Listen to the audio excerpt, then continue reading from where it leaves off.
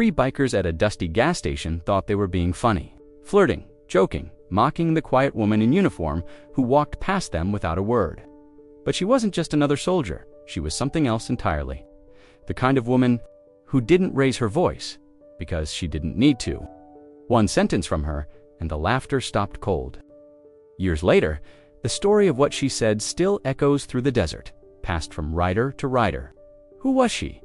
And what kind of history leaves grown men speechless in the middle of nowhere?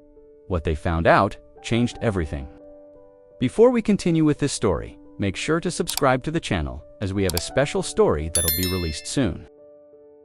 The gas station sat like a forgotten outpost on the edge of the Arizona highway, a flat patch of cracked concrete surrounded by empty desert and bleached road signs. The kind of place where tires sizzled the moment they stopped turning, and vending machines buzzed louder than the wind. One rusted diesel pump blinked its digital readout in slow loops, while a sagging American flag whipped from a bent pole near the air station. The kind of place people passed through without looking back. But today, something changed the air. She came in from the south, the dull gleam of her motorcycle barely visible until it broke over the rise. A slow hum at first, then the steady growl of precision-tuned machinery echoed between the sandstone cliffs. Her silhouette was crisp against the heat shimmer boots, steady, posture upright, back straight, even as the wind pushed against her shoulders. She rode low and controlled, a rider who didn't grip the bike but moved as part of it. When she turned into the lot, the machine hissed as it slowed, gravel crackling beneath the tires. She parked neatly between a faded SUV and a pickup with a cracked windshield. The bike bore no plates, just a coated stencil on the side and a laminated fuel clearance hanging near the handlebars. Her boots hit the ground in one fluid motion, the kind that came from habit, not theater. She removed her helmet slowly, the air thick with the scent of gasoline and dust. Dark hair pulled into a tight braid, no smile. No acknowledgement of the trio of men watching her from the shade. They had been there for an hour already, sprawled across two bikes and a bench, half laughing through stories that had gotten louder with every bottle of soda. One was older, gray in the beard and sun-wrinkled beneath his vest. The others were younger, muscles tight under tank tops and tattoos that hadn't faded yet. When she pulled in, their voices lowered. The middle one nudged the youngest and tilted his chin toward. Hershey didn't look their way. Just unzipped the front pocket of her uniform and pulled out a worn bill. Heading for the vending machine. Khaki, standard cut, he-collar. No obvious rank, no flashy patches, but the stitching was clean, and the fabric sat just right, too precise for surplus, too reserved for decoration. A shoulder patch sat just beneath the seam, black on gray, a strange insignia, angular, unfamiliar, and intentionally subdued. No name tag, no smiley morale patches, just that one symbol like a silent password. She stood in front of the machine, waiting for it to finish cycling. Her boots were polished. Not parade shiny, but functionally clean. The kind of polish that comes from someone who's still in the habit of checking before stepping into unknown ground. She keyed in a code. Water bottle, cold, efficient. Behind her, the youngest biker let out a low whistle and leaned forward.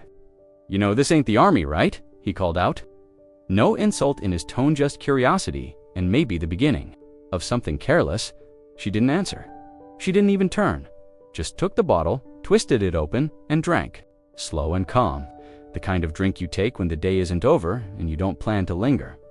The older biker chuckled and took off his sunglasses. Maybe she's lost, or maybe she thinks that patch makes her special. Her eyes slid toward them for a split second over the rim of the bottle, then returned to the horizon. She capped the bottle and turned, walking past them toward the service station's side bay, where a fuel inspection sign hung crookedly from the door. She didn't look back, didn't answer, didn't ask, and yet the laughter faded somewhere between the heat lines and the silence. Something about the way she moved settled differently in their minds, like she wasn't there for them, like she had done this before. The three men had claimed the corner of the gas station lot like they owned it. Two Harleys and a custom Indian stretched out in a half circle, chrome glinting under the desert sun. The oldest of them sat sideways on his bike seat, one boot on the ground, the other resting on the peg, arms tanned and folded, watching the world through scratched aviators. He didn't say much, unless it was worth hearing. The younger two leaned against the ice chest and the vending machine, sipping from long-necked glass sodas like they were posing for a photo no one was taking. Heat shimmered around them, turning everything into mirage and metal. The woman had barely cut the engine before the youngest one elbowed the guy next to him. "Check that patch," he muttered, not loud, but not quiet enough to hide. They all turned to look. She was moving with that clipped mechanical calm that didn't belong to the desert. Government bike, no question, to clean, to utilitarian, to exact. The kind of machine that never needed to look fast to outrun trouble. Her khaki uniform didn't fit like a civilian's. It hugged her shoulders the way weight fits a soldier from expected, but the patch, that's what caught their attention. It wasn't standard, not Army, not Marines, not National Guard, no flags, no bars, no obvious rank. It was a single subdued triangle embedded with geometric lines. Black on gray. Nothing flashy. It meant something, but not to them. The middle biker squinted. "I don't know that one, you," he asked the oldest. "Nope," came the reply, dry, measured.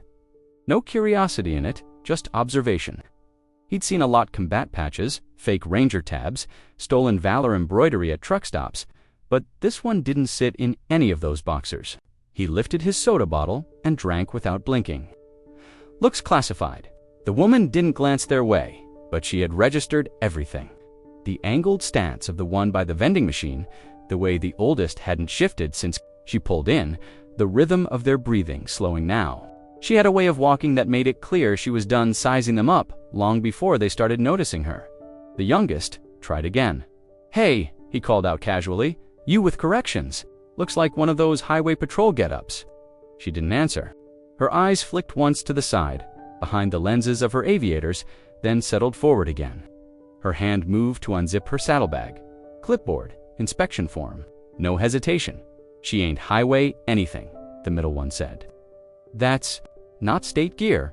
No patches, no badge, no nameplate." He stepped off his bike, stretched his neck, exaggerated a yawn. "Bet she's with one of those private contractors, you know, the ones that run drills in the desert and don't answer questions." The old man's voice was quiet this time. "Or maybe she doesn't owe you one." The youngest looked over. "Come on, I'm just saying hello." "You're saying hello to someone who hasn't blinked since she got off that bike?" The woman moved to the side door of the station, handed a form to the clerk behind the glass. They couldn't hear what she said, but the clerk's expression shifted, eyes widening slightly, before nodding quickly. No questions, no small talk.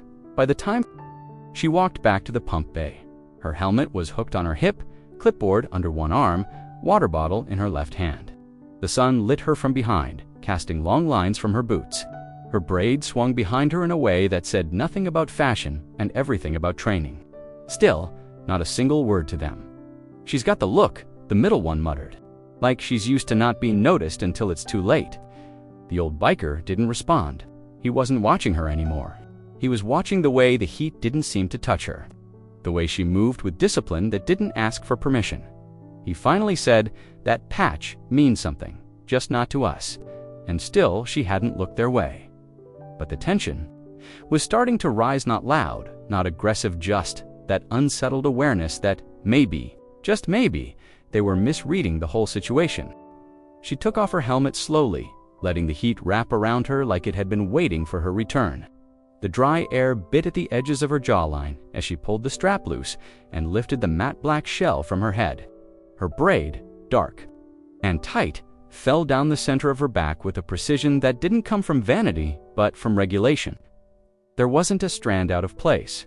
Sweat had gathered at her temples, creating a sheen beneath her aviator sunglasses, but she didn't reach up to wipe it. She just stood there for a second, letting the silence confirm she'd arrived with purpose. The lot had grown quieter since her entrance. The three bikers were still perched in their positions to leaning, one straddling his bike butt now. Their movements had slowed. They weren't laughing anymore, just watching. The youngest one took a sip of his soda and whistled under his breath. "Nice form," he said, loud enough to carry. "Bet that salute's tight as hell." She didn't respond. Her boots clicked softly as she walked across the concrete toward the vending machine. Not fast, not slow, measured. That kind of pace only came from someone who didn't need to rush and wasn't afraid to take up space. She moved like someone who had cleared rooms before, like someone who didn't consider this gas station anything more than a waypoint. The vending machine was old, its glass streaked with the fingerprints of dozens of sweaty travelers before her. She inserted a bill, watched it get sucked in, then began scanning the rows of drinks without hesitation. Her finger pressed the keypad. A bottle of water dropped with a thud. She bent, picked it up, cracked the cap, and took a drink. All without saying a word. "You want something colder?" The middle biker offered, stepping half a pace forward and lifting his bottle in a mock toast. "Got a cooler in the truck bed. More options than that machine." She didn't look at him, didn't flinch, just drank. "Maybe she's shy," the youngest added, laughing lightly, though it didn't quite reach his eyes. "Or maybe she thinks she's better than the rest of us." She capped the bottle and turned her body slightly not toward them, but toward the mechanic's bay. It was a small motion, but definitive, not dismissal, just disinterest. "She hears us," the older biker said, not moving from his spot. "She just doesn't care." That made the other two pause. The kind of pause that came when ego starts shifting to uncertainty. The woman adjusted her collar, tucked the bottle under one arm, and pulled out a clipboard from her side pouch. The papers inside didn't flutter in the breeze. They were clipped too tightly, neatly marked. Everything square. She glanced toward the fuel pumps, toward the small office where the station manager was standing, already half out of his chair to meet her. The youngest biker tried one last time. "Hey, ma'am, just being friendly. You don't gotta act like we're invisible." That made her stop, just for a moment. Her head tilted ever so slightly, as if measuring whether a response was worth the effort. Then she resumed walking. Not even a shrug dotted the service bay. The station manager met her at the door. She handed him the clipboard and pointed once, nodding to something written on the top page. He read it quickly. His demeanor shifted. Straightened posture, an almost automatic deference. He didn't ask for ID. Behind her, the bikers had grown. Quiet again. The soda bottles no longer clinked. No more jokes. No more offers. They watched as she disappeared inside, still wondering why every attempt to get her attention felt like trying to tap on reinforced glass. She didn't just ignore them, she made them feel like they weren't even worth noticing. "Lady, you know this ain't the army, right?" The voice came from behind her, coded in something that wasn't quite humor, not quite threat. Casual, but deliberate. Like a rock tossed just hard enough to test the surface. She didn't turn. Her gloved hand hovered over the faded keypad of the vending machine. Each key was sun-bleached, the letters barely legible. Still, she pressed them without hesitation. A6. The machine word loud against the desert stillness, and a bottle of water dropped into the tray with a hollow clunk. She reached in, retrieved it, and stepped to the side to let the machine's hum fall silent again. The only sound now was the faint rattle of wind against the station's metal signage and the low murmuring of the bikers behind her. They were watching. She knew that before she even pulled into the lot. Through them, loose posture, relaxed stance, but eyes that moved too much for men not sizing something up. They had the feel of people who didn't expect to be challenged, the kind who spoke first, laughed second, and waited for the world to answer with deference. She'd seen it in too many towns. On too many roadsmen mistaking silence for weakness. She turned the bottle cap slowly, twisting it off with one measured motion, then took a drink. Her face stayed calm, impassive behind the aviators. The water was warm, slightly metallic, but it didn't matter. She wasn't here for comfort. "Didn't hear me?" the voice said again, closer this time. He wasn't loud, just firm, a little sharper, the kind of tone meant to be noticed. "I said this ain't the army. No need to play it so stiff." Still, she didn't respond. She capped the bottle, placed it against her thigh, and tucked the receipt from the vending machine into the side pouch of her clipboard. Every motion was exact. Nothing wasted, no glance given. Her braid didn't move as she shifted, like even that had been secured with purpose. The silence stretched. The second biker chuckled under his breath. Maybe she's one of those contractor types. You know, the ones who can't turn it off. He made a clicking sound with his tongue. They walk into a gas station like it's a combat zone. "I'm just saying," the first continued, "it's not Fort Bragg. It's a convenience store in the middle of nowhere." She turned finally, but only enough to walk toward the garage entrance. Her boots made low-contact sounds against the pavement, rhythmic and unhurried. She walked, like someone who had rehearsed every movement before stepping outside. Behind her, the first biker scratched his jaw. "You think she's real?" he muttered. "Real enough to make you look stupid," the older one said flatly. The two younger ones glanced at him, then back at her disappearing figure. She stepped into the shade of the service bay, handing her clipboard to the attendant. He nodded quickly, reading the top form. Government fuel inspection. She didn't need to explain herself. The man recognized the code printed along the bottom in small block letters. Her presence was self-explanatory.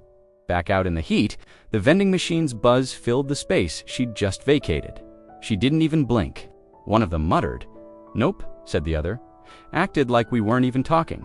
The oldest biker cracked open a fresh soda, the hiss of carbonation breaking the stillness. You ever meet someone who doesn't respond because she doesn't think it's worth it? None of them answered. They just sat there watching the bay. Door closed behind her, and wondering what kind of uniform didn't need to be explained. She moved through the garage bay like someone born into structure. Clipboard tucked neatly beneath one arm, bottle still in hand, her footsteps never hurried. The fluorescent lighting inside the bay didn't do her any favors, casting a green tint across the concrete and making the air feel heavier. But she didn't seem bothered. She stood by the inspection chart taped to the wall, marking boxes with a ballpoint pen that had a lanyard looped around her wrist. Out in the heat, the three bikers hadn't taken their eyes off her. "She's not with the state," the youngest said finally, resting his arm on the gas pump. "That patch isn't on any cop uniform I've seen." The middle one leaned forward a little, squinting. "It's not local, not military either. No rank, no branch, just that triangle thing." It wasn't flashy, just a subdued patch stitched onto her right shoulder, black on gray, no text, no flags, just lines that looked like they might mean something to someone, but not to them. A triangle nested inside two intersecting arcs, clean, abstract, and somehow very deliberate. The older biker slid off his seat, the bottle in his hand forgotten. He walked a few steps forward to get a clearer view. Arms crossed loosely across his chest, he'd seen uniforms come in: Army, Navy contractors, fake SEALs. He'd been around long enough to know what official looked like and what tried too hard. But this didn't try at all. "Never seen that one," he said, more to himself than to the others. "Some kind of made-up rank." The woman bent slightly, examining the connection on a corroded fuel line. From the side, her posture was military, climbed back straight, movements tight, not stiff, just contained. Her sleeves were rolled once, even as if dictated by regulation. She had a patch on her left arm too, smaller, more cryptic, almost geometric, like a code, not a badge. She doesn't have a nameplate, the youngest pointed out, or a flag. No rank. What the hell kind of uniform is that? Not one you buy at a surplus store, the older man muttered. She adjusted a valve with a wrench from her tool roll, then signed something on the clipboard and passed it. To the mechanic, who had stopped trying to act casual, he was nodding a lot now, murmuring "yes ma'ams" in the kind of voice that didn't sound patronizing, more like he was afraid of saying the wrong thing. "I've seen contractors before," the middle biker said. "They don't dress like that. They wear plate carriers and Oakleys and look like they're dying to be noticed." "She ain't wearing any armor," said the older one, squinting harder. "No sidearm, no holster, no nothing. And yet she walks like she doesn't need one." There was a long pause.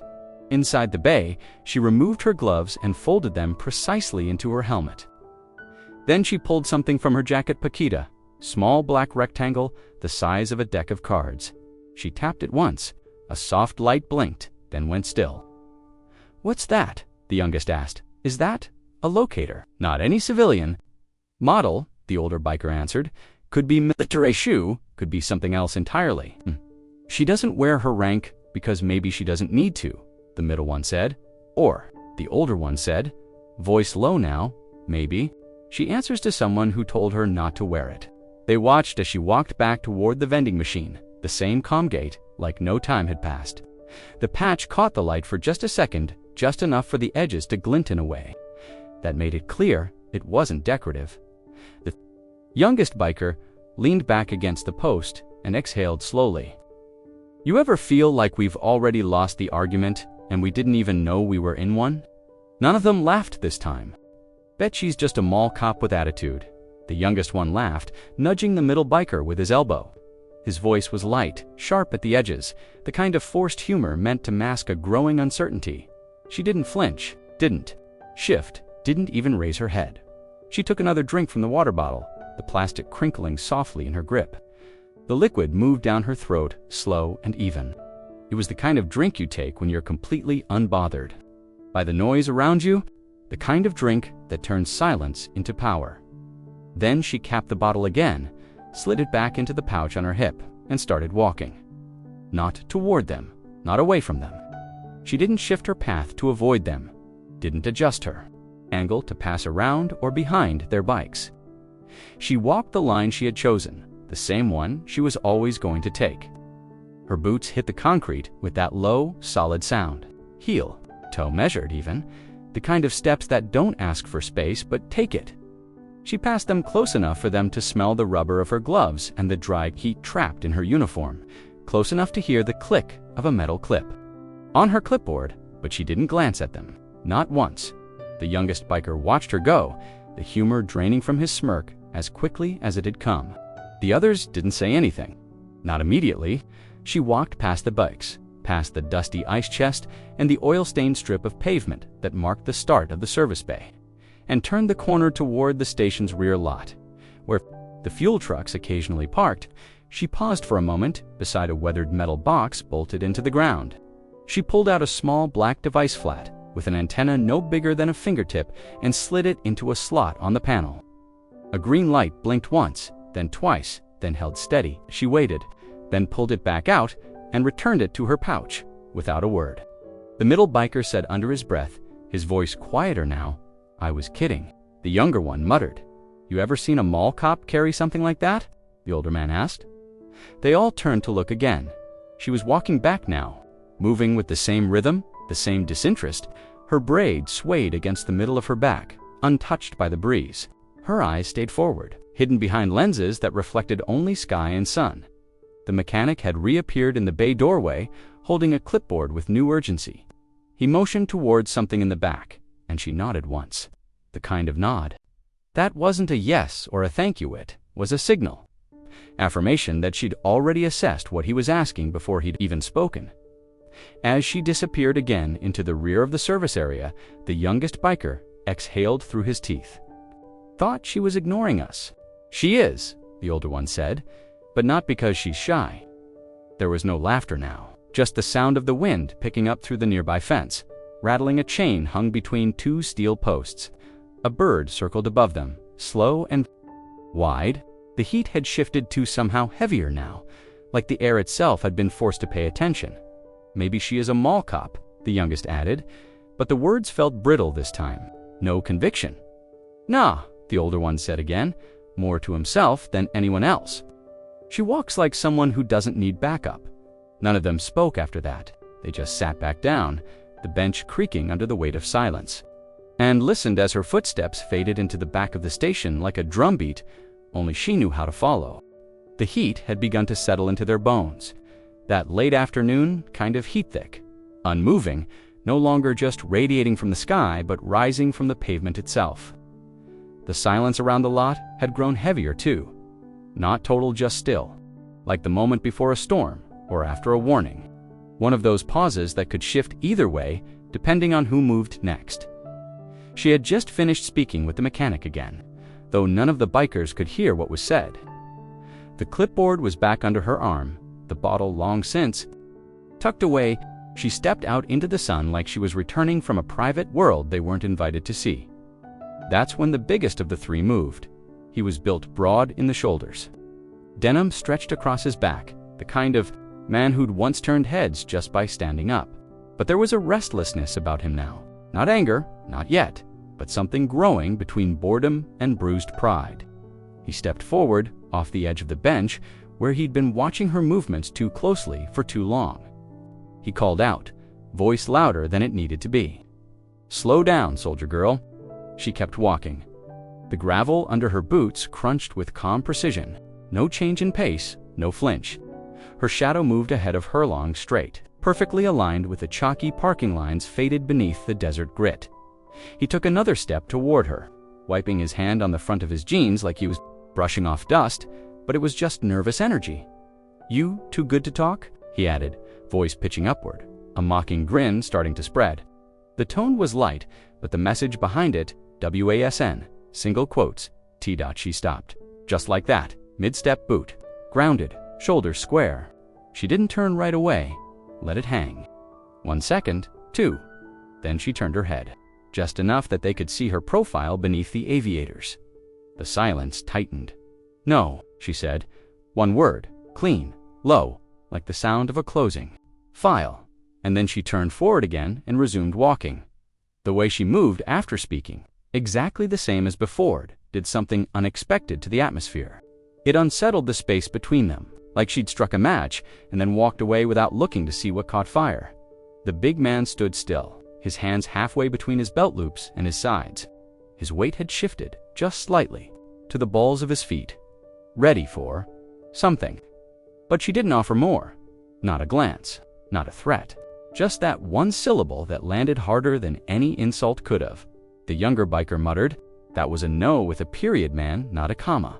The oldest didn't speak. He was still watching her walk, like he was trying to place some memory that hadn't surfaced yet, but was pressing hard at the edge of his thoughts. "She doesn't care what we think," the middle one said, still unsure whether he admired that or was offended by it.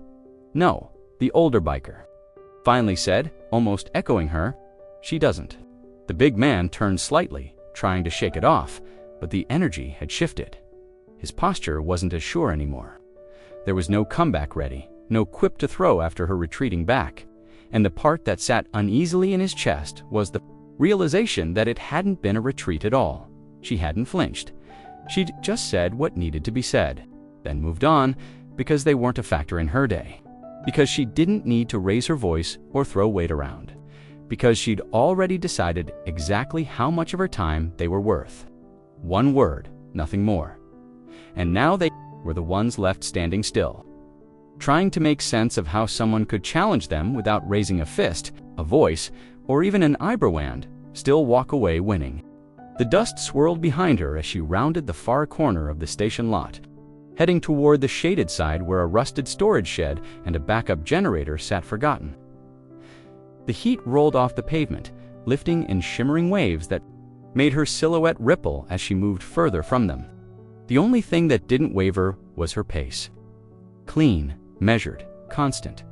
Back at the vending machine, the three men stood in a silence that had turned uncomfortable. It's not one of them leaned back against anything now. Arms had dropped. Bottles dangled loosely from fingers.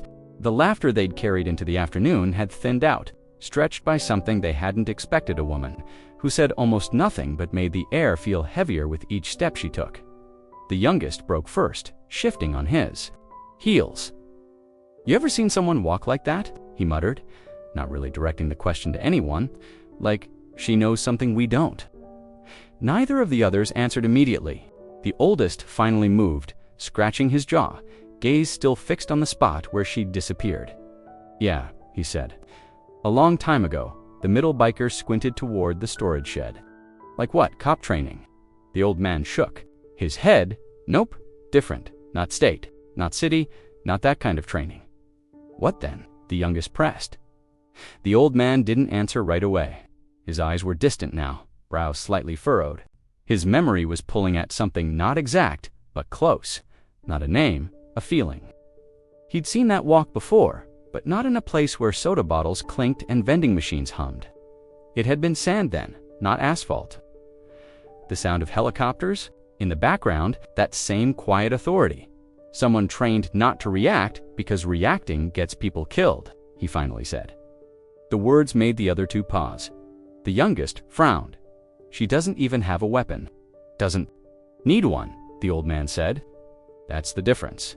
They looked back down the lot again, half expecting her to reappear, half hoping she wouldn't. Something about her silence was more unsettling than anything she could have said. No raised voice, no insult, just that firm no and a walk. That didn't speed up or slow down, no matter how close they'd gotten. It was the kind of composure that didn't come from pretending. She didn't even flinch, the middle one muttered. "Like she knew we were never a problem." The old man grunted. "Because we weren't." There was a rustling behind the service station, where she'd gone metal scraping against concrete. None of them could see what she was doing, but the sound echoed sharp and hollow. Not careless, just deliberate. She hadn't disappeared. She was just doing whatever she came here to do, like they'd never been here at all. Maybe she's military. The youngest tried again, like active unit, special unit or something. She's something, the old man said, but whatever she is, she's not here for us. That realization settled across all three of them like a slow weight. The idea that they weren't the center of anything right now, that she hadn't ignored them to be rude. She had ignored them because they weren't even part of the equation. She probably walked through worse than this parking lot before breakfast, the middle one said. Yeah, the old man muttered, and walked out without losing a step. The youngest ran a hand over his buzzed hair. So now what? Nobody answered. There wasn't much to say. Somewhere behind the station, another metal door closed gently. No slam, just a click and the faint sound of boots on gravel again. They didn't turn to look this time, not yet, because deep down, none of them were. Sure, if they wanted to meet her eyes again, see in them the quiet certainty that they had already been dismissed. Not as a threat, but as nothing worth noticing at all. She moved toward the service area without a glance back. The sun caught the edge of her sunglasses, throwing a flash of light across the lot before disappearing as she passed into the shade of the overhang. The gas station clerk, a thin man in a stained gray shirt, looked up from a plastic stool behind the service desk, where he'd been half watching a sports channel on a muted television. His mouth opened slightly when he saw her, unsure whether to stand, speak, or just stay out of the way. She didn't make him guess. Without a word, she reached into her left breast pocket and pulled out a folded slip of paper. It was crisp and clean, official in a way that didn't need a badge to prove anything. She held it out across the counter, waiting just long enough for him to meet her halfway. He read the heading, Government Fuel Inspection Authorization, and the ID code printed in the top right corner. His eyes moved down the page, mouth closed. Now, gaze sharpening, she spoke for the first time since stepping onto the property. Compliance check, external tanks, and underground units. Her voice was low and even, not cold, but without decoration. It was the kind of voice that people listened to without knowing why. The clerk nodded, not because he fully understood the document, but because something in the way she handed it over made it clear that questions weren't needed. He gestured to the gate around the side of the station. Access is through the left utility shed. Just mind the, I've got it. She turned, already moving before he finished. Her left hand unlatched the main pocket of the black bag, slung over her back, flipping it open with one fluid motion. The zipper made a soft, tearing sound, followed by the quiet shift of gear, packed with tight precision. First came the glove's grain, a trill. Them on with the kind of practiced economy that spoke of years, not days. No fumbling, no stretch, just a click at each wrist as she secured the straps. Next, the flashlight, compact, military grade. She tapped the button one slow beam. Again high, the beam cut cleanly through the Arizona glare as she checked the lens, then clipped it to her belt. Then came the clipboard, thicker than most, with a padded back and an elastic loop holding a capped pen in place. She flipped it open briefly, revealing pages already marked in block handwriting and coded stamps. Behind the visible sheets, more papers were organized in colored plastic sleeves, clear, red, yellow each, labeled with base codes, inspection tags, and acronyms that didn't belong on civilian forms. At the bottom of the bag, tucked between a folded windbreaker and a canvas-filled notebook, were patches. Small fabric rectangles held together with a safety pin through the corners. Not arranged for show, not displayed, just kept. There were maybe 5 or 6 no unit names, no slogans, just icons, an inverted triangle, a silver outline of a hawk, a black-on-black compass rose, each one worn at the edges, threads loose as, if removed in silence and packed with care. She ran a finger over them once before sliding them deeper into the bag. Whatever they meant, they weren't for anyone else to see right now. She closed the zipper again, cinched the straps, and stood. The gate to the tanks waited ahead. The clerk had already disappeared back inside, the door shutting softly behind him. Out in the lot, the bikers were still watching, but from here, They were nothing more than reflections in a dusty window. She adjusted the weight of the bag on her shoulder, tightened one glove, and walked through the gate like she'd done it 100 times before. Because she had. Inside the dim service bay, the air changed, cooler than outside, but thick with the scent of oil, rubber, and time. The overhead lights buzzed faintly, their glow filtered through layers of dust, clinging to the long glass tubes. A hydraulic lift sat idle in the center of the room, oil-stained concrete beneath it showing years of hard use. Off to the side, a man leaned against the back wall, half in shadow, arms folded, one boot crossed over the other. He had the build of someone who'd once been heavier in muscle, now carried mostly in posture. Weathered face, gray stubble uneven along his jaw, and eyes that didn't miss much anymore. The kind of man who'd stop talking unless it mattered. He'd been watching her since she walked in, not like the others, not out of curiosity or something to prove. He was measuring things. Not her body, not her uniform, but the way her feet touched the ground. The angle of her spine, the rhythm of her movement. He saw the details others never thought to look for. Noticed the kind of quiet that doesn't come from shyness, but from long practice. Her boots were military shoe, not the newer composite. Kind, but older leather. Well cared for, but worn down at the heels just slightly on the right side. Not scuff-toozed, they didn't shine. They didn't need to. They spoke of someone who knew where she'd been and didn't need to prove it. He kept watching as she moved across the floor, stepping around the lift with the sort of awareness that came from a lifetime of scanning corners and calculating distance. She didn't walk like someone in a hurry. She walked like someone with a plan that had already been made. The clipboard was under her arm again, gloves fitted tight. The black bag rested against her back, like it had always belonged there. No loose straps, no wasted motion. She was fluid, economical. She didn't look around. She didn't need to. Every inch of the room had been taken in the moment she stepped. Through the door, he shifted slightly. Not enough to draw attention, just enough to let her see him. And she did. Her head turned fractionally. Enough to clock his presence, not enough to show surprise. Then her gaze returned to the task at hand, inspecting the external fuel unit mounted against the rear wall. She crouched, ran a gloved hand along the casing, fingers tracing a thin seam near the base. The flashlight clicked once. Beam aimed precisely. No wasted movement, no flare. The old man didn't speak, didn't clear his throat or announce himself. He didn't need to. There was nothing to prove between people who understood silence.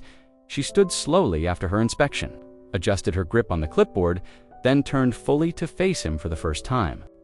Her face was unreadable behind the sunglasses, but he caught the smallest flicker of acknowledgments, subtle, respectful, deliberate. He nodded once, not a greeting, not an approval, just something that passed between those who recognized each other without ever needing names. She nodded back, and that was it.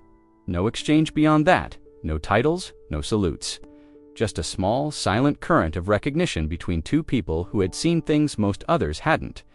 People who knew that some uniforms didn't come with stories you could tell. Some experiences couldn't be stitched into patches. She turned back toward the gate without another word, and he let her go. He didn't need to follow. He didn't need to ask. He already knew. And in that shared moment, she knew he did.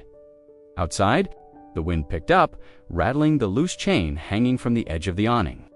She stepped back into the sunlight, the weight of the clipboard shifting in her hand. And from the shadows of the bay, the old man watched her disappear from view never. Having said a word, but understanding all the same. Outside, the air had shifted. The earlier heat, once oppressive and blanketing, now carried a thin, uneasy wind. It blew light dust across the gas station lot, pushing small pebbles against the worn pavement where the vending machine hummed. On in mechanical ignorance, the bikers stood in a loose triangle, now less casual than before. Something about the stillness behind the service bay door had started to gnaw. At the edges of their confidence, the youngest leaned against the ice. Chest, arms folded, but no longer relaxed. His eyes were on the service area where she'd vanished moments ago. His bottle, half full, rested on the ledge beside him, untouched. "I think," he said quietly, "we're messing with someone we shouldn't." The words weren't meant to be bold or dramatic. They just slipped out low, instinctive, like something his gut had been whispering for the last 10 minutes, but had finally made it to his lips. The middle biker scoffed, half laughing without real humor. "Oh, come on, she's just what intense. Doesn't mean anything. Probably worked base security or something. One of those civilian contractors." "Yeah," the youngest replied, eyes still locked on the side door. Then why's she walking like she's clearing perimeters? The other two didn't answer. Not right away, because they'd all seen it. The quiet way she moved, the clipped efficiency, the lack of reaction, not just confidence, it was the kind of calm that didn't need to be loud, and it had unsettled something. "She's just got attitude," the middle one said finally, but there was less conviction now. "A lot of these women get trained up just like the guys. Doesn't mean she's dangerous, doesn't mean she's not," the youngest said, almost under his breath. Then came the sound, boots on concrete. Slower, heavier, more deliberate. The veteran stepped out from the service bay doorway, wiping his hands on a rag. He wasn't rushing. In fact, he moved like someone who didn't need to hurry to be heard. His gray hair was flattened under a faded cap. His shirt sleeves rolled up to the elbows, revealing forearms marked with old scars and faded tattoos. He walked with the weight of someone who had carried real things once, things heavier than tools. None of the bikers spoke as he approached. He stopped a few feet from them, squinting into the sunlight. Then, softly, with no aggression, no warning. "Just quiet certainty," he said. "Back off." It wasn't a threat. It wasn't even loud enough to carry past the pumps, but it landed hard. Like steel wrapped in velvet, the oldest biker straightened slightly. "We didn't do anything." The veteran looked at him for a long second, then shifted his gaze to the younger two. His eyes held something old in them, not anger, just memory. Of things gone wrong when men didn't listen, of consequences that didn't come with raised voices but crept in through silence. "You don't know what you're looking at," he said. "But I do." That shut them up. He didn't offer an explanation, didn't tell them who she was or what he thought she'd done. He just turned and walked back toward the bay, slow and calm. Like he had nothing else to prove, the three of them stood there in silence again. The youngest swallowed. "So it's not just me?" "No," the middle one finally admitted. "It's not just you."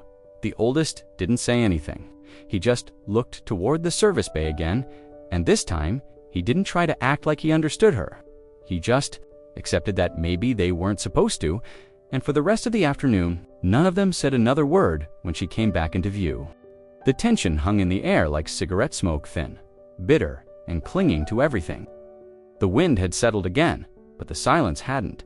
It had shifted into something heavier, the kind of silence that dares someone to break it. And they did. The veteran had gone back inside, his part said with no interest in repeating it. But sometimes words don't land until they hit the wrong ears, and sometimes ego doesn't let them. The oldest biker stood up straighter, rolling his shoulders, the kind of movement that draws attention. He walked a few slow steps toward the pump island, soda bottle swinging from 2 fingers like it might as well have been a weapon. His voice came next, louder this time, not quite a shout, but just enough to carry, just enough to challenge. "Bet she's got a badge from a cereal box." He grinned, waiting for the others to react. The middle one chuckled nervously. The youngest stayed quiet. The words drifted out over the parking lot and hung there, brittle and echoing. She was crouched again at the metal box near the underground tank cap. Flashlight tucked under her arm, one hand inside the compartment. She didn't freeze, didn't flinch. She finished the motion she was making, closing a valve or securing. A latch then stood slowly. When she looked up, it was only for a second, but it was enough. Her head turned toward them, not fast, not sharp. Just a clean, controlled pivot, the kind that didn't demand attention, but took it anyway.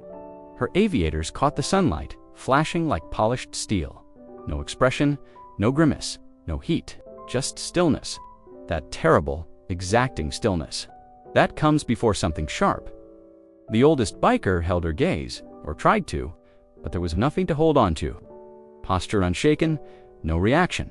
Not fear, not annoyance. Just that unnerving certainty, as if she'd already calculated how the rest of this would go. And then she looked away, just like that, dismissed him. Not as an insult, as an afterthought. The smile slid off his face, without him realizing it. Something in his jaw shifted, like the weight behind her glance had struck something fragile. He cleared his throat and looked down, pretending to adjust the cap on his bottle. But he didn't speak again. The other two didn't say a word either. She turned back to the inspection box, finished logging her data onto the clipboard, then stood up straight, tucking the flashlight into its strap on her belt. Her movements were just as controlled as before, but the atmosphere had changed. Even the wind seemed to respect the pause that had just taken place. Inside the service station, the mechanic glanced out the window, caught the look on the oldest biker's face, and went back to his paperwork without a sound. Nobody laughed, nobody cracked a joke. The comment about cereal, box badges dissolved in the space between her glance and their silence. It was like watching a fire snuffed out by a single drop of water, quick and final. She started walking again, toward the rear lot where the generator sat. Her shadow moved beside her on the concrete, straight and long, keeping pace. Her bootsteps were the only sound, echoing with the kind of rhythm that doesn't ask for permission. The youngest finally exhaled and leaned against the bench, rubbing the back of his neck like he was waking from a bad dream. The oldest biker stayed standing, but he didn't look up again. She reached the back of the lot where the generator unit stood, humming faintly beneath a small sheet metal awning. It was the kind of machinery few people noticed, just another box with wires and warnings. But she didn't glance around, didn't hesitate. She unzipped the bag again, kneeling on one knee to rest it flat on the concrete beside her boots. The zipper was quiet, smooth, and familiar. Inside, every item was arranged with the kind of precision that didn't come from habit alone. It came from doctrine. Flashlight secured, gloves re-rolled and tucked into their wrap, clipboard set aside. Beneath a folded microfiber cloth was the notebook. She lifted it carefully, as if the act had weight beyond the paper. The cover was scuffed black with reinforced edges and held closed with a strip of elastic that had stretched and been replaced more than once. A faint serial number was written across the bottom right corner in permanent marker, faded but still legible. She released the band and opened it. Inside, the pages were thick with use. Every sheet had something handwritten notes in block lettering, acronyms in the margins, color-coded tags that poked out from the sides like a system only she could navigate. One page showed a cross-section of a generator nearly identical to the one in front of her, annotated with arrows, torque values, and inspection intervals. Another contained a fuel calibration formula, cross-referenced with field notes dated from bases she'd passed through Ramstein, Bagram, Fort Irwin. There was no flourish, no wasted language, only data, only facts. She flipped through methodically, stopping at a tab marked in red ink. There, a checklist was laid out in sharp detail. She traced the edge with a gloved finger, cross-referencing the layout with what she saw in front of her. A small nod confirmed. She pulled a pen from her sleeve pouch and made a mark in the margin. The next page bore something more personal, though it wasn't obvious at first glance. A folded corner revealed a diagram part schematic, part terrain overlaid with hand-drawn route lines and notations. Some of the writing was different, a different pen, a different hand. At the bottom was a signature. Instructor T. Rhodes, JTAC. She paused there. Not long, but long enough that anyone nearby would have seen a change in the way she held herself. Not a reaction, just presence. JTAC, Joint Terminal Attack Controller. It wasn't a common designation, especially not for someone with no visible rank or name tag, but that signature wasn't for anyone else. It was a marker of where she'd come from, who had trained her, and where she'd earned the kind of silence that stopped rooms. She flipped once more, a page with radio protocols, another with wind correction equations, and one further back with a full-page field sketch of a ridgeline, annotated with threat vectors and time-of-day lighting conditions. It wasn't beautiful, but it was precise. It wasn't for memory, it was for survival. She made one more note, quietly closed the notebook, and returned it to the bag, positioning it between the clipboard and a sealed plastic envelope labeled Field Brief, redacted. The elastic snapped back across the cover. Everything had its place again. Behind her, the sound of the bikers had all but vanished. They were still there somewhere near the shade of the ice machine, but not talking now, not like before. Stood, adjusted the strap across her shoulder, and looked at the generator once more. Her eyes moved along the housing, then up toward the sky, as if checking time by the light. Then, without a word, she walked back toward the station. The notebook stayed in the bag, It didn't need to be shown. It had already done its job. She knelt beside the open generator housing, her gloves already back on, the clipboard resting against her thigh. One side panel had resisted, but she managed it with a quiet tug, the latch clicking open to reveal a tangle of cables and dust-coated components. Sunlight pooled into the cavity, casting shadows against the dull aluminum and corroded fasteners. She reached into her bag, retrieving a flat blade driver and the sleeve of her uniform caught slightly on the edge of the access panel. She rolled it back without thinking. That was when they saw it. The oldest biker shifted, just slightly at the sound of her tools scraping inside the engine, his glance casual until it wasn't. His eyes landed on her arm, and something about his posture changed. The idle bravado that had lingered in his smirk faded, replaced by something harder to place. Not fear exactly, not yet, but recognition. And maybe, just maybe, regret. The tattoo was stark against her skin, black and aged but perfectly intact.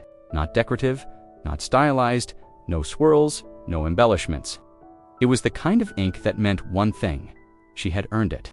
Sharp angles, clean lines, a single vertical dagger flanked by wings and a circle of numbers below it. Those who didn't would dismiss it as another military design. Those who did wouldn't speak so icily again. The middle biker saw it next. He leaned slightly to get a better view, then stopped. The words that had been forming at the back of his throat died before reaching his mouth. The youngest noticed the sudden quiet from the others and followed their gaze. He didn't understand what he was looking at not right away, but he saw how the older two had gone still, how the confidence that once propped up their banter had sagged. That was enough.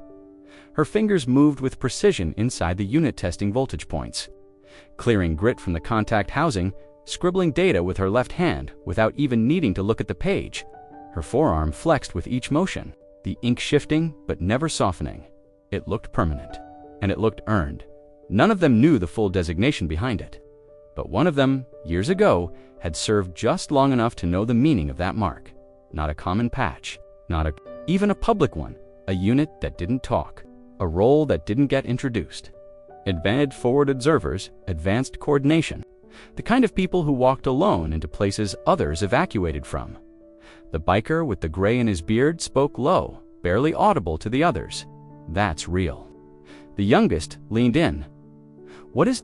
He didn't answer. She stood, rolled, her sleeve back down, and resecured the Velcro at her cuff. The tattoo vanished beneath khaki fabric, but the effect lingered in the space like smoke. She didn't look at them. She didn't need to. She stepped over her open bag, returned the tools to their compartments, and zipped it shut. The multimeter went into its padded case. The clipboard was already clipped with the last of her notes. She moved like someone finishing a checklist, not responding to attention. Like someone used to being watched, but never needing to perform. Sun was higher now, casting a long shadow behind her as she walked across the pavement toward the front counter. Her boots struck the concrete with the same even tempo. Unaffected, unreadable. Behind her, the men were silent. Not because they'd been told to be quiet, because for the first time all afternoon, they knew they were out of their depth. The air had gone completely still. No more chuckles, no more side remarks. Just heat radiating off the pavement, the low hum of the generator, and the rhythmic sound of her boots moving away from the equipment. The bag over her shoulder didn't shift, didn't bounce. It sat flush against her back like part of her uniform. No wasted motion, no hesitation. The oldest biker had stepped back just slightly. Not in retreat, but no longer squared off. The line between teasing and tension had blurred long ago, but now it dissolved entirely. He rubbed his hand over his mouth, eyes narrowed on the spot where the tattoo had been, now hidden again beneath the neat roll of her sleeve. JTAC. The youngest asked quietly, mostly to himself, though his voice carried in the silence. The middle one turned toward him. What? JTAC, the younger man repeated. Joint Terminal Attack Controller. He didn't say it with confidence. He said it with the unsteady reverence of someone who'd heard the term only once or twice, never in conversation. Always in stories that started after the second beer and ended with someone quietly changing the subject. The oldest exhaled through his nose. Yeah, he muttered. That's what it means. The younger man looked down, squinting as if piecing it together in his mind. Aren't they the ones who… He stopped. They work air support, right? The oldest nodded. Once, his jaw tight, air to ground. They coordinate strikes. Call them in, direct them live. They work close, real close. The youngest looked back toward the building. She was just a shape now in the sun haze, disappearing behind the corner toward the service counter again. There, like special ops, he asked. The answer didn't come right away. Worse, the oldest finally said, not turning his head. They go in first. They don't get names in the paper. They get maps, radios. They're the reason you never hear how close it was. Nobody responded to that. Not even the middle one, who had been the loudest earlier. They all just stood there. The ice chest behind them buzzed softly, the only sound in the quiet lot. A fly looped lazily in the warm air, ignored. One of them coughed into his sleeve, not because of Dusby, because he didn't know what else to do. Inside, she was speaking with the clerk. Calm, low voice. Nothing sharp. She slid the clipboard across the counter with a signature, received a stamped copy, adjusted the bag on her shoulder again. The veteran stood near the office doorway, arms crossed loosely. He didn't speak to her. He didn't have to. They exchanged a single glance, another nod. Not approval, not curiosity, just recognition. The kind that doesn't need words back outside. The bikers remained near the pump island, looking at nothing in particular. The sun caught the chrome of their bikes, but none of them moved to mount up, not yet. The youngest finally spoke again, barely above a whisper. What do you think she's doing out here? The oldest shook his head once. Whatever she wants. They watched as she stepped back into the light, crossing the lot without urgency. Her helmet in one hand, glasses still on. She didn't look toward them. Not even a sideways glance. Not anymore. It was done. The conversation had ended before it began. In its place, only silence. The mechanic stepped out from the bay, wiping his hands on a worn rag that had long since given up trying to stay clean. He walked with the steady ease of someone who'd seen more than enough of the world to know when to speak and when not. 2. His boots were older than some of the machines he serviced, soles smoothed from 1,000 slow steps across shop floors, just like this one. He didn't make a show of his approach, didn't call out. He simply stopped beside her, not too close, and said, "Ma'am, you need a hand." She didn't flinch, didn't look surprised. She'd heard him approach the moment his shadow broke across the line of sunlight. She nodded once. Need to check for vapor leaks near the intake valve. The seal on the secondary seems loose. Can't confirm without pressure. He squatted beside her without another word, pulling a small pen light from his chest pocket and clicking it on with one thumb.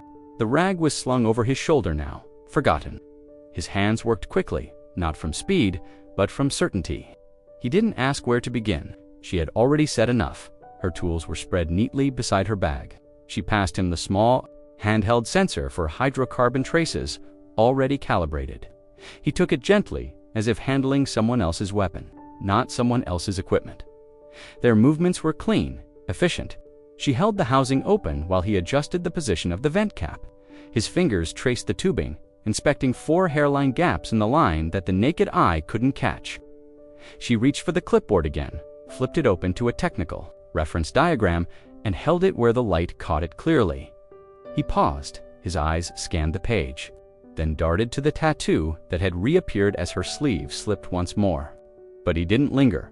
His posture changed something subtle. Shoulders set back slightly, chin angled downward. His voice even quieter now. "Didn't think I'd see that mark again?" he said. "Not in this part of the country." She didn't respond immediately, just tapped a spot on the diagram with the end of her pen.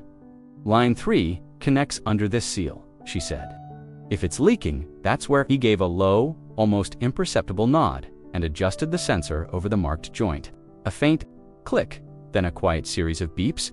His eyes moved to the readout. Negative, no leak there. They moved together him, checking her recording. Silence passed between them, not awkward, but functional. After a few minutes, he exhaled softly. "Everything looks good from this end," he said. "You know, I used to run com support near Ramadi. Only ever worked near JTACs twice. That was enough." She didn't smile, didn't correct him, just made another note on the clipboard. He stood slowly, handed back the tool, and wiped his palms again. But this time, he didn't walk away. "You running inspection solo?" he asked. She nodded. "Rotation assignment." "Thought so," he said. "Figured you weren't just passing through." She closed the clipboard and resecured the pen with a practiced flick. The generator hatch was folded shut again, the sound clean and final. He took a half step back, respectful now, in a way the bikers hadn't understood. It wasn't about gender, wasn't about age. It was about something else, something earned, not told. "If you ever need a second set of hands again," he said, "you just say the word." She nodded once, then reached for the strap of her bag. Her sleeve slid down again, covering the ink. The sun had shifted slightly, casting their shadows longer across the concrete. Behind them, the three men stayed, seated now, silent as before, and the mechanic who had said little and understood more turned back toward the bay without another word. They lingered near the vending machine now, under the thrum of the old compressor that kicked on every few minutes with a low mechanical groan. The sound masked the awkward quiet between them, but not completely. The heat pressed down harder as the afternoon deepened, but none of them moved for their bikes. Not yet. The youngest leaned against the machine's side panel, arms folded, but his eyes kept drifting toward the spot where she had disappeared around the corner. His earlier grin was long gone, replaced now with a brow furrowed in thought, lips pressed into a line. "She's JTAC," he asked again, more to himself than the others. "You sure?" The oldest didn't look at him. He just nodded slowly, gaze locked on the dust trail that shimmered faintly in the road beyond. "Yeah." The middle one took a sip from the warm soda he'd forgotten he was holding. "Okay," he muttered. "But what even is that? Some kind of commander?" The youngest shook his head. "No, man. JTACs aren't just soldiers." He didn't speak like someone boasting. He spoke like someone remembering, someone who'd heard the stories secondhand and had been smart enough to believe them the first time. "They're the ones who call the airstrikes." The middle one frowned, like from a base. "Or no," the youngest said, "not from a base, from the ground. In the middle of everything that landed heavier than he meant it to." A silence followed, the kind that lets thoughts unravel and connect dots. No one wants to say out loud. The oldest finally spoke again, slow and even. "They walk with the teams. They see the targets. They talk to the birds in the sky. They tell them when to drop. When not to." He paused. "And if they're wrong," he added, "people die, their own people." The soda can was set down gently on the ledge next to the machine. Nobody took another sip. "You don't get that job," the oldest said, "by volunteering. You get it because you passed something the rest couldn't, and then you did it again and again." The youngest nodded slowly. She didn't just pass through a base, she trained at them. "Did you see the patches in her bag?" "Yeah," the middle one muttered, quieter now. "I saw M." They stood in the long, narrow strip of shade, like men, not sure where the line was anymore. Not sure if they'd crossed it, or if they were lucky enough to still be standing on the safe side. "You saw how she moved," the youngest said, "didn't even flinch when we stepped close. Didn't rush, didn't argue, just kept doing her job." The others didn't need to be reminded they'd seen it, the kind of composure that didn't come from ignoring danger, but from knowing exactly where the danger stood, how close it was, and what it would cost to respond. "She's not just in the military," the youngest said after a moment. "She's the one they call when everything's already gone to hell." A breeze passed through the lot, hot, dry, full of dust. It rattled a loose piece of metal somewhere on the station's awning. None of them moved. None of them spoke for a long minute. Eventually, the middle one ran a hand over the back of his neck and muttered. "We're lucky she didn't say anything." The oldest gave a slow nod. She didn't need to. They stood in silence as her motorcycle came back into view near the edge of the service bay. She was checking something on the saddlebag, helmet balanced against her hip. Still not looking their way, the youngest let out a breath and said, "She's not here to be seen." The oldest finished the thought for him. "She's here to be remembered." The heat inside the garage bay had begun to settle as she zipped her black inspection bag shut and moved toward her bike. The air was thick with the scent of warm rubber, faint fuel residue, and sun-baked earth. No one called after her. The clerk had returned to the register. The mechanic had gone back to work without a word. The three bikers remained near the vending machine, their posture changed, shoulders lowered, tones muted, expressions unreadable. She moved with purpose, but not hurry. The government-issued motorcycle stood beside the fuel island, matte black. Panels dull beneath the harsh sun, dust had settled on its chrome, but not for long. She unsnapped one of the side compartments and pulled out a folder sealed in clear laminate edges, reinforced with green military-grade tape. Corners rounded from years of use. Inside, the pages were precise. No smudges, no bent corners. The first was a contents sheet, line items marked by hand with a thin-tip pen. Each item had a letter and number. She flipped past it quickly.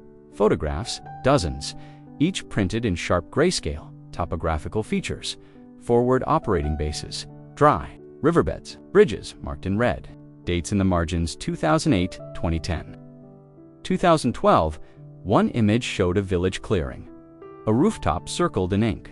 Coordinates written beneath in exact numbers. Another, an overhead satellite view of a convoy route with notations for visibility lines and enemy blind spots. Then the maps. Folded tight to preserve their integrity, each one laminated separately but stored in order. Some bore creases softened by time, others still crisp. Aerial recon over desert terrain, hand-drawn overlays for laser designation zones, danger close. Range bands in concentric rings labeled in meters. There were no names on the photos, no faces, only the markers that mattered to someone who didn't just observe a battlefield but shaped it in real time. Down to the second, she turned to the final section, a single sheet, heavy cardstock, not laminated. She didn't have to. It was pristine, a commendation, formal in layout but not decorative. No seal of ceremony, no gloss, just typewritten recognition of classified operations. Acknowledgement for actions rendered. In higher-risk operational zones, the language was sterile, clipped, but anyone trained to read it could recognize what it meant.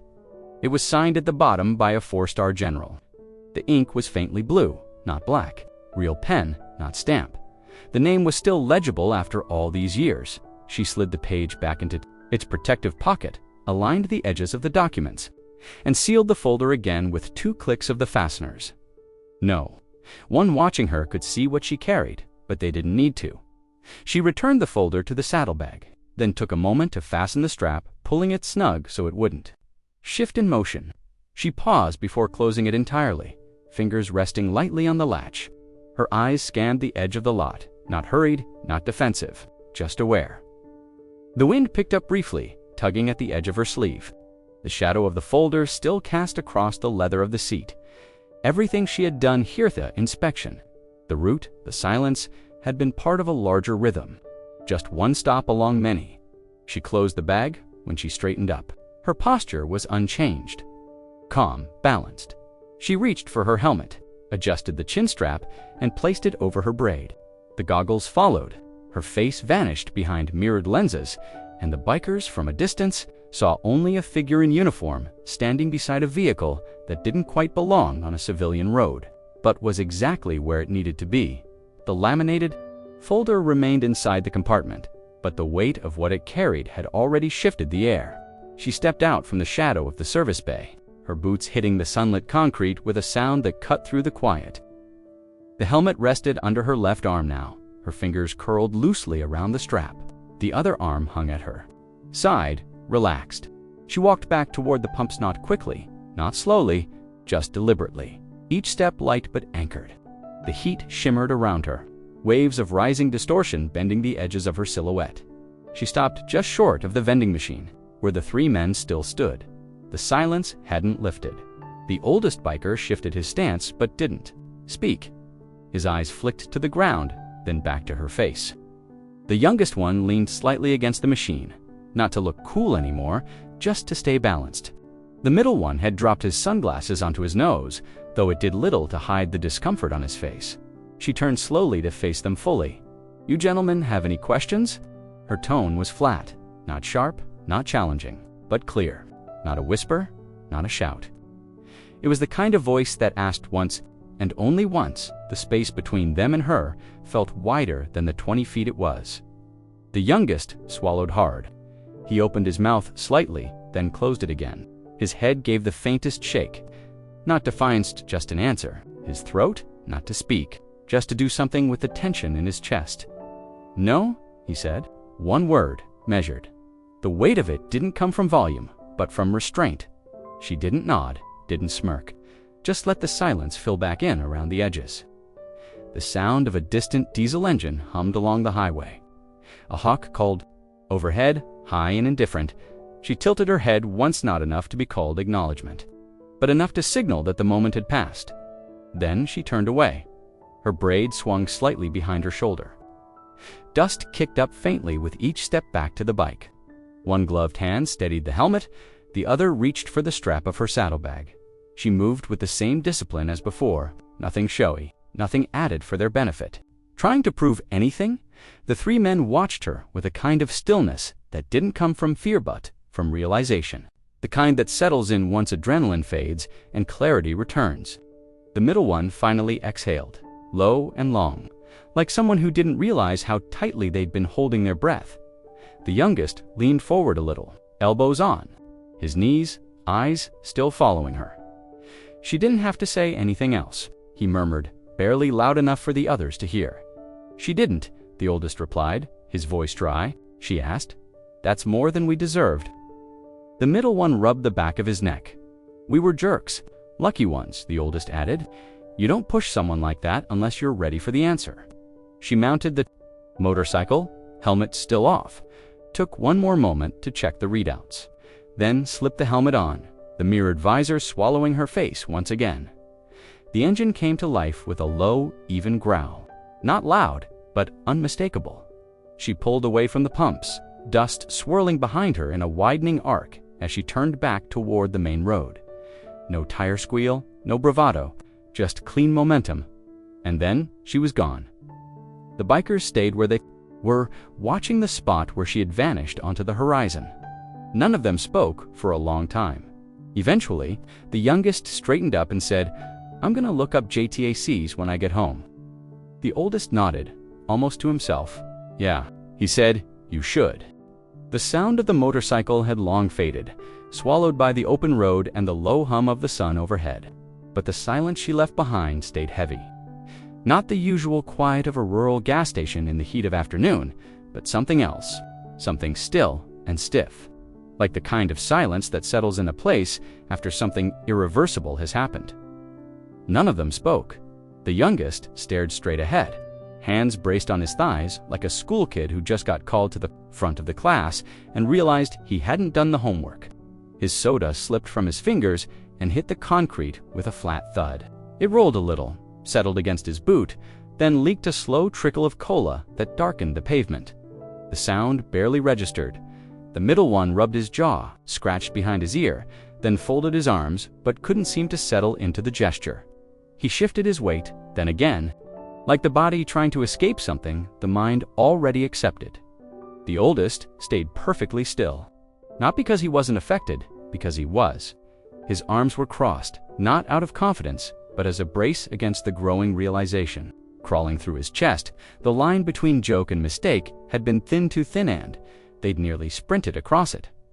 The wind picked up slightly, cutting across the empty stretch of road and whistling past the fuel pumps.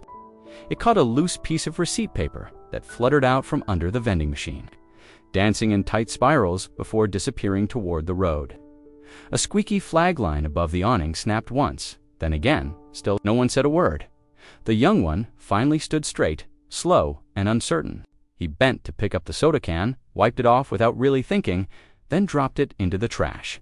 His hand hovered near the rim a second longer than it needed to. "She didn't even get mad," he said, voice barely audible. Nodded, didn't flinch, didn't raise her voice. "She didn't have to," said the oldest, finally. He looked at the ground for a long time, then toward the highway. The spot where her bike had disappeared was now just more dust, more sun. JTAC, the youngest repeated, like the letters had just started to mean something more than military alphabet soup. She could have said a lot of things. The middle one added, "Put us in our place." "She didn't need to," the oldest said. "That's the part you remember." No one disagreed. The gas station clerk came out briefly to check the pump displays, glanced at them, sensed the tone, and wisely went back inside. A cicada buzzed somewhere close. A screen door banged in the distance. Time resumed around them. but they stayed suspended in a moment that no longer belonged to anything else. She wasn't out to prove anything, the youngest said. She already had. The middle one let out a slow breath. I thought she was just, I don't know, just some Fed or park ranger or something. She was the one they call when the line gets too close, the oldest replied. The one who calls in the sky. They stood there a bit longer, letting the heat press down again, letting the wind pass through, letting the shame settle without protest. Then, without agreement or discussion, they moved. Quietly, one stepped toward his bike, another toward the shaded bench by the wall. The youngest sat down and pulled out his phone. No swagger left in him, just curiosity, just quiet. He typed, slowly, carefully. JTAC. And, under the hum of the Arizona sun, the only sound left was the wind. The saddlebags shut with a firm click. Dust lifted around her boots as the breeze shifted. She stood with one hand resting lightly on the leather strap, the other gripping the base of her helmet. The heat radiated off the pavement, making the edges of the pumps and buildings ripple. The light reflected off her mirrored visor, erasing her eyes, her expression leaving only posture, shape, and stillness. The laminated folder had been returned to its compartment. Tucked away, but not hidden. The patch on her sleeve caught the light just so, the colors muted, the insignia worn, but unmistakable to those who knew what to look for. The three men hadn't moved much. They stood roughly where she had left them, near the vending machine, near the spot where they'd once believed they held the upper hand, but the air around them had shifted. The casual arrogance, the performative laughter, the confidence bred from ignorance had drained out like air from a tire. The helmet was still in her hand. When she turned back toward them, she didn't speak right away, just looked, or seemed to. No one could see her eyes behind the visor, but they felt the attention. Not accusation, not threat, just the undeniable presence of someone who had seen more, done more, and carried it all with silence. Instead of scars on display then, softly so soft it almost didn't fit the moment she said it. You flirted with a woman who called coordinates that flattened 12 city blocks. The words weren't spoken with pride. There was no bravado in her voice, no trace of ego. It was a plain sentence, a statement of fact. Delivered the same way someone might say the sky was blue or the fuel pump was empty. She didn't raise her voice. She didn't need to. The silence that followed wasn't empty. It was packed with images, with questions they didn't want answers to, with the cold, creeping realization that the woman standing in front of them wasn't the punchline they'd assumed, but a chapter pulled from a file they'd never be cleared to read.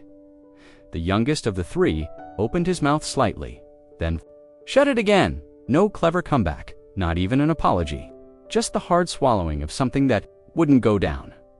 The middle one blinked at the ground. The oldest was the only one who met her head-on now. And even then, it was with the reluctant respect of someone who had been wrong and knew it. She held his gaze a moment longer. Then she turned back to the motorcycle. Helmet slid into place. Chin strap secured. She swung one leg over the seat and let the bike steady beneath her. Her hand hovered over the ignition for a second before pressing down. The engine responded with a low, steady rumble. Dust curled from the tires. She backed the bike slightly, turned it toward the open road, and paused just before rolling forward. She didn't say goodbye, didn't issue a warning, didn't offer a second glance. She rode. The motorcycle peeled away from the fuel station without fanfare. Just the steady rhythm of someone heading toward the next checkpoint on a route only she knew. The taillight flickered once in the heat before the bike vanished behind a rising curtain of dust back at the vending machine. The three of them stood, like props left behind after the scene had changed. The words she'd spoken lingered in the air, not just because of what they meant, but because of how icily she had said them, as if they were only a small line from a much longer list. The heat was still rising from the blacktop, the air dense with dust and silence. But it wasn't the sun that made them shift their weight or lower their eyes. It was her. Or more precisely, it was the look. The kind of look that didn't raise its voice. Didn't need to. It wasn't threatening. It wasn't angry. It wasn't even cold. It was calm, and that made it worse. Because the calm didn't come from politeness or patience. It came from experience, from knowing exactly what she was capable of, and knowing she didn't need to prove it to anyone. That calm look, the one she gave just before turning back to the bike, stayed with them. It wasn't a glare. There was no fire in it, no challenge, just a level, quiet gaze that made them look inward instead of outward. That made them suddenly conscious of their posture, their hands, the weight of their own words from minutes before. The kind of look that didn't demand respect. Tit created it.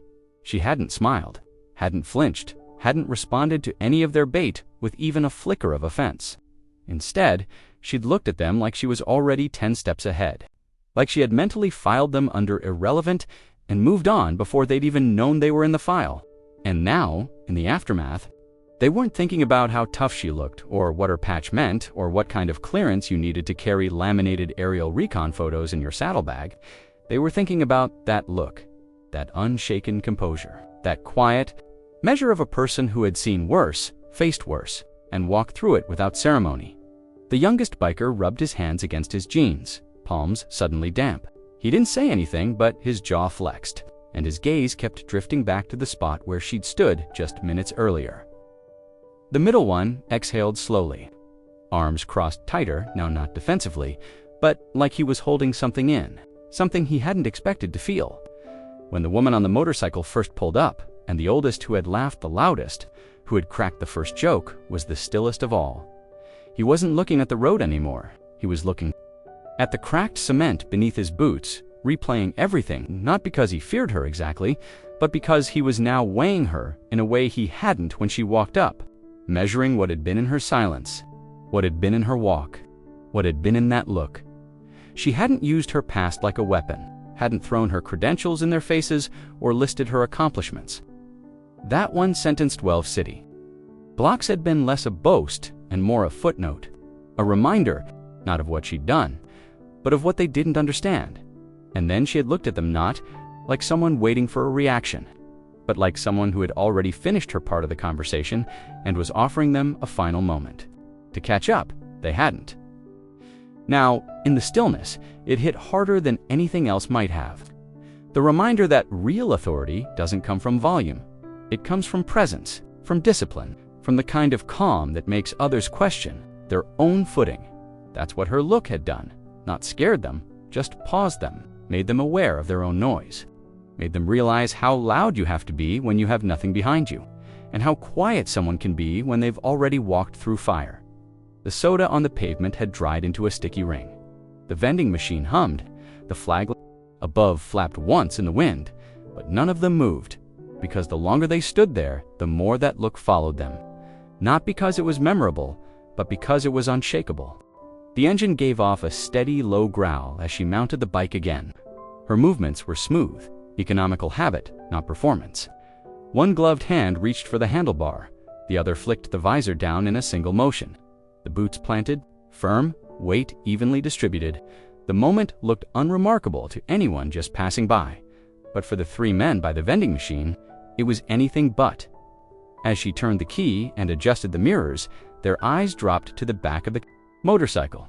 It hadn't caught their attention earlier. Back when they thought she was a park ranger or an off-duty security officer on a federal gas card, they'd missed it or ignored it. Now they didn't. The license plate frame was simple, nothing flashy, black with white block lettering. No stickers, no jokes, just two lines around the plate itself. Nellis, AFB 57th, WYNG, the youngest said it first, softly, like reading something out of a history book and only now realizing it was real.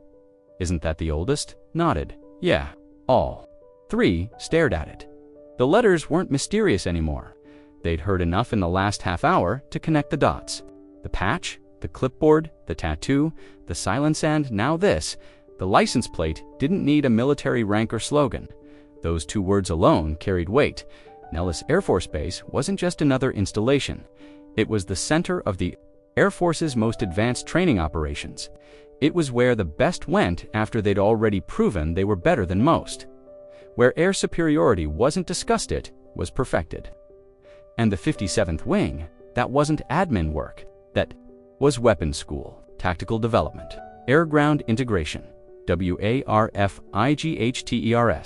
And if she had trained there, operated there, taught there, then the things they didn't understand about her just got deeper.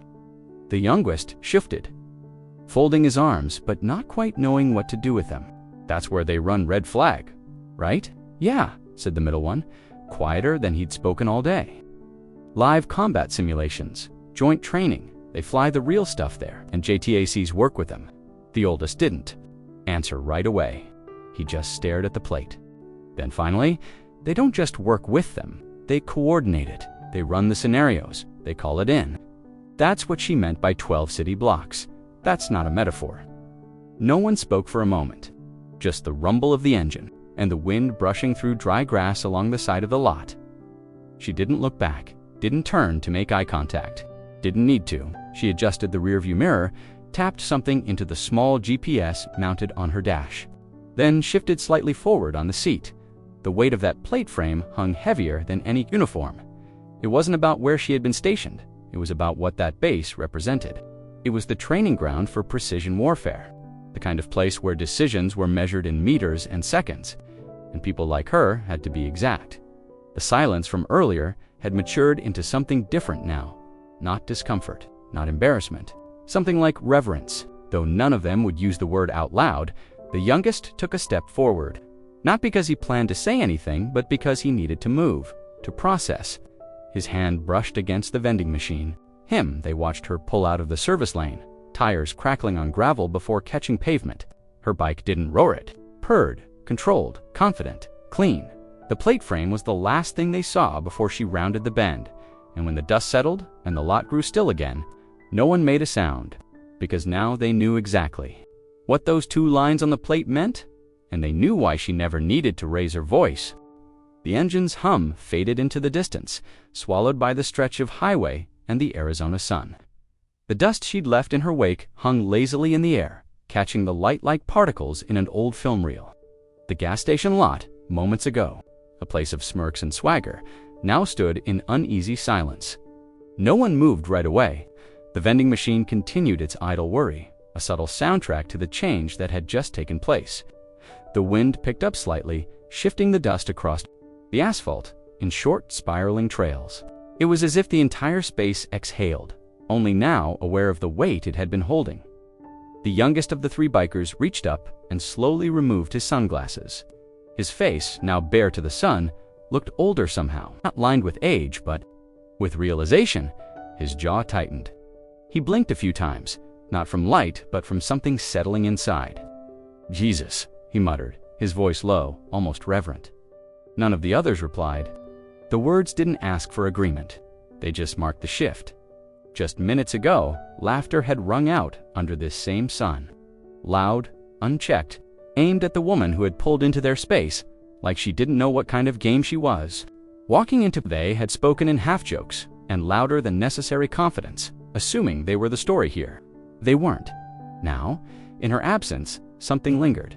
Not fear, exactly, but weight. The weight of knowing too late that they had been speaking over something they didn't understand. The middle biker leaned back against the ice machine. His arms hung loose now, not crossed, not aggressive. His face was unreadable, but his mouth was set.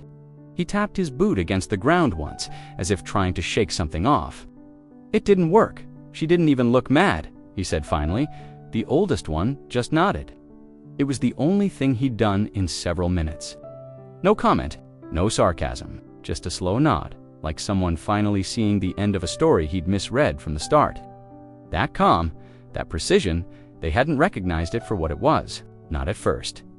Now it echoed. She hadn't needed a raised voice or a warning to change the weather around them. She had just been present, focused, silent, like someone used to holding chaos in one hand while directing a solution with the other. The youngest looked back toward the road. Nothing but a shimmer where the heat hit the blacktop. "That look she gave us," he said, not even cold, just, he didn't finish the sentence. They all knew what he meant. It wasn't anger or disdain. It was something older, sharper, a gaze that had seen worse men do worse things in far worse places, and had learned to move past them without wasting energy. It had dismissed them, not in cruelty, but in strategy, as if they didn't qualify. For further attention, the sound of a diesel truck passing on the highway broke the silence for a moment. Then stillness returned. Even the birds seemed quiet. Somewhere inside the garage bay, the mechanic had gone back to work.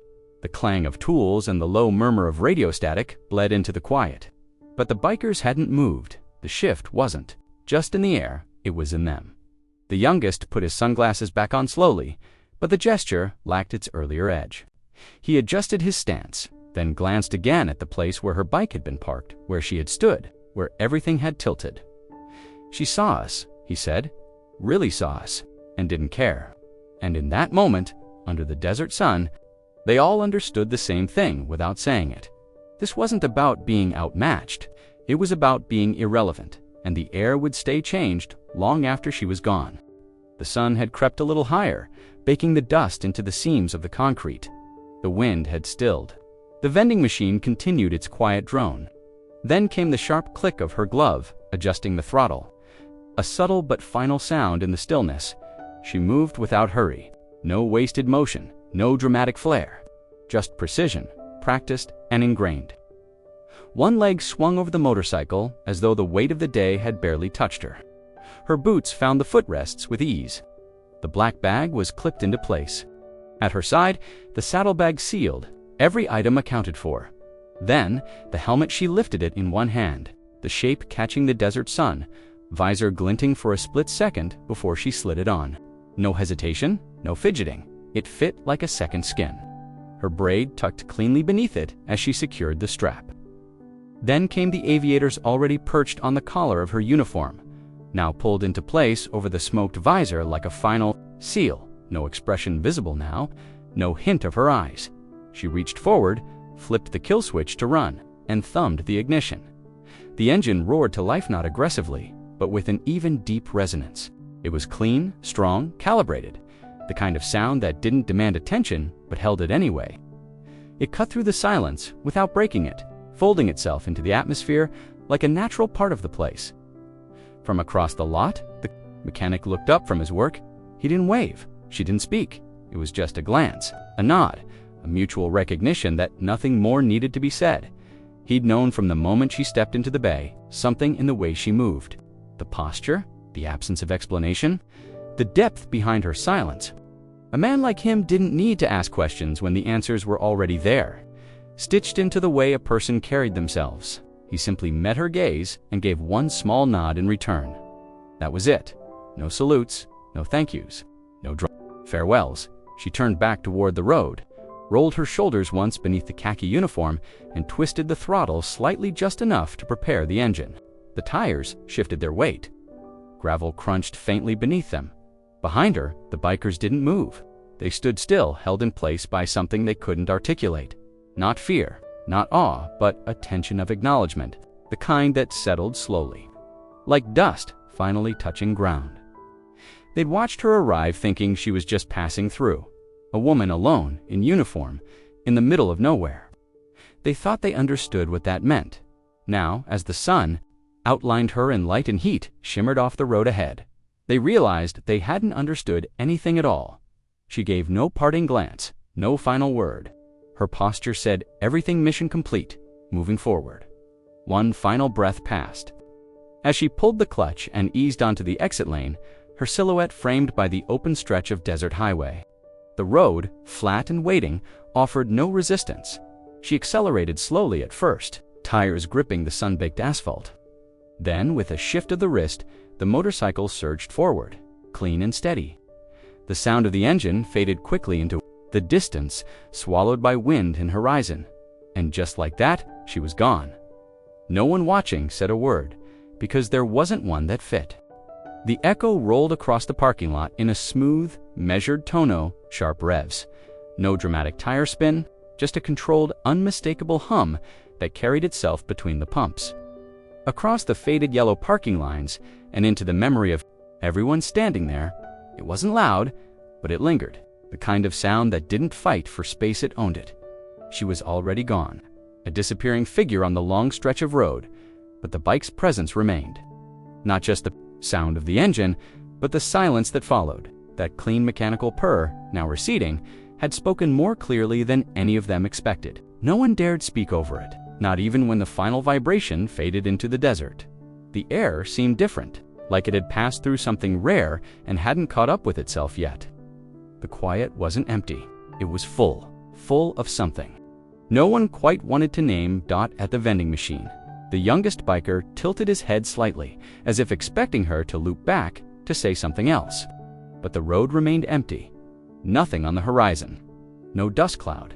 No sound now except for the buzz of a nearby electrical pole and the faint hum of the station's ice machine kicking on. She didn't flinch, he said finally, almost to himself. Not once. The others didn't respond. Not because they disagreed, but because the statement didn't need confirmation.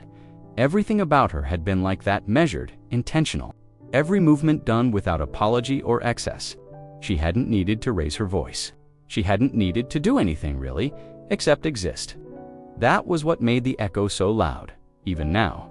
The oldest biker looked down at the ground. A bottle. Capped near his boot spun once in the breeze, then stilled. His shoulders were looser than before. He wasn't tense, just thoughtful. He'd seen his share of tough people. Loud ones, big ones. Ones who had something to prove. She wasn't any of those, and that was the point. Inside the garage, the mechanic wiped his hands on a towel, eyes still fixed on the road, like he expected the next rider to be someone different because of what had just passed through. He'd seen her patch, knew the license. Plate. He hadn't asked questions. Didn't need to. Her actions filled in the blanks. JTAC. That meant something. Not in a flashy way, but in a precise, bone-deep kind of way. It meant coordination, command, calculated risk under fire. It meant standing still while chaos moved around you, then calling lightning from the sky with a quiet voice. Not many could. Do it. Fewer still did it long enough to wear it into their bones like she had. He folded the towel, set it on the workbench, and stepped outside. None of the bikers turned to him, but they all felt him there. Just his presence made the air seem more grounded. He didn't speak. He just looked down the road for a long moment, then nodded once. To no one, or maybe to her. The youngest finally exhaled and broke the stillness again. I thought she was just passing through. She was, the mechanic said softly, his voice like gravel and dust. But not the way you think. There wasn't anything else to add. And the bike's echo faint now, swallowed into the distance, still held in their heads like the aftermath of lightning, a vibration under the skin. A truth that hadn't yet settled. She hadn't needed to teach them anything. She had just passed through, and somehow that was enough. The old mechanic stepped out from the shadow of the service bay, wiping his hands on a rag that had long since surrendered to grease. His boots were scuffed, soles worn thin by years of standing exactly where he was, now between machinery and mistakes. He paused a few steps from the bikers, looking at them like he had all morning, but something had changed. The looseness in their stances, the quiet around their edges. They weren't the same men who had leaned on chrome and cracked jokes an hour ago. He glanced toward the road again, even though she was long gone. Then he looked back at them. "Boys," he said quietly, the rag still in his hand, "next time you see someone in uniform, maybe don't test them." None of the three answered, not right away. The youngest shifted on his feet, like the words had landed harder than expected. He wasn't defensive, just unsure where to look. His sunglasses hung from the collar of his shirt now. "We didn't mean anything," he said, but his voice lacked the defiance that had colored it earlier. She just looked like she could be messed with. The mechanic finished for him, like she didn't belong out here alone. The middle one exhaled through his nose. "We were just joking." "No," the mechanic said, still calm. "You weren't." He folded the rag slowly and slid it into the back pocket of his coveralls. There was no heat in his voice, no lecture, just a kind of tired authority, like he'd seen this before. Like he didn't need to raise his voice, because the lesson had already landed. "You know what JTAC means?" he asked. They didn't answer. He didn't wait. "It means she calls in airstrikes. It means she's been trained to talk pilots through hell while she's standing in the middle of it. Means she's seen more in a single deployment than most people can stomach in a lifetime. You think she's gonna flinch at a comment near a vending machine?" The oldest biker looked down. His hands were in his pockets, shoulders rounded, a far cry from the man who had laughed the loudest earlier. "She didn't even blink," the youngest said again, as if trying to understand it out loud. "She didn't need to," the mechanic replied. "That's the thing about people like her, the real ones. They've already done their proving. They don't need to talk about it. Don't need to show you patches or medals. Just being here alive, intact, that's proof enough." A car passed on the highway, unnoticed. "You think she was showing off?" The mechanic continued. "Walking past you like that? You think that's attitude?" No one replied. "That's discipline. That's someone who learned to keep their center while everything around them falls apart. You don't flirt with that. You don't challenge that. You don't mock that. You recognize it. You step aside." The three bikers stood in silence, the kind that felt less like guilt and more like understanding. Finally, too late, she didn't have to say a word. The mechanic said, looking back toward the empty road, "You heard her anyway."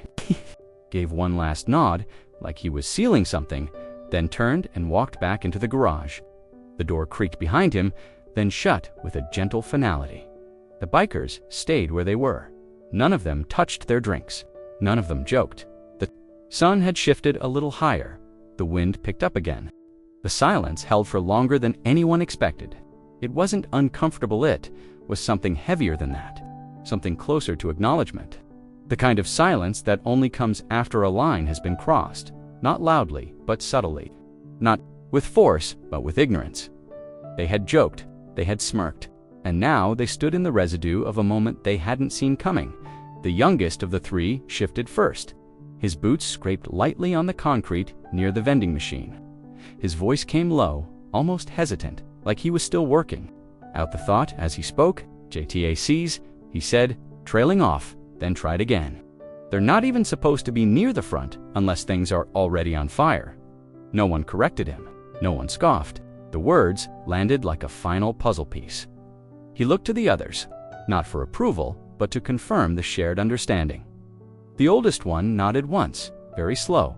His arms were crossed now, his face unreadable, but something behind his eyes had changed. "They're not the ones shouting orders from bunkers," the younger one added. "They're the ones standing in it, calling in precision strikes while bullets are flying." The middle one exhaled through his nose, and we called her a mall cop. The shame wasn't loud, but it was present, not performative, not the kind that seeks forgiveness. It was quieter, reflective. It hung between them like a mist. Each of them revisiting the last hour in reverse, every comment, every chuckle, every dismissive glance.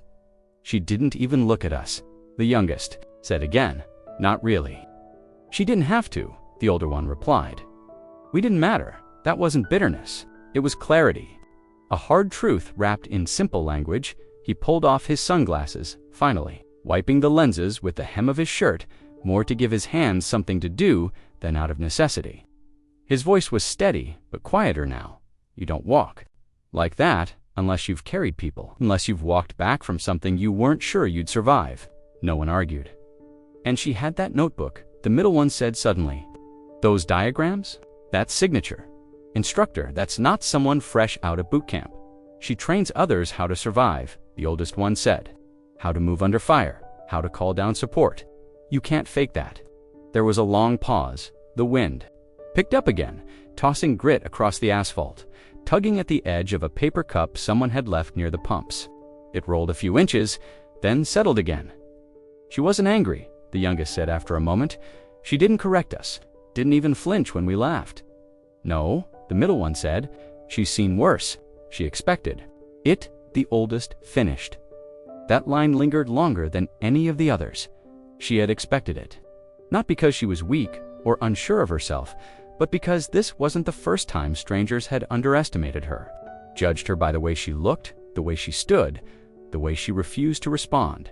And she had learned not to waste energy on proving anything. Her silence had done the work. It had left them speechless. They stood a while longer, no longer watching the road, but something in their posture suggested they weren't fully present.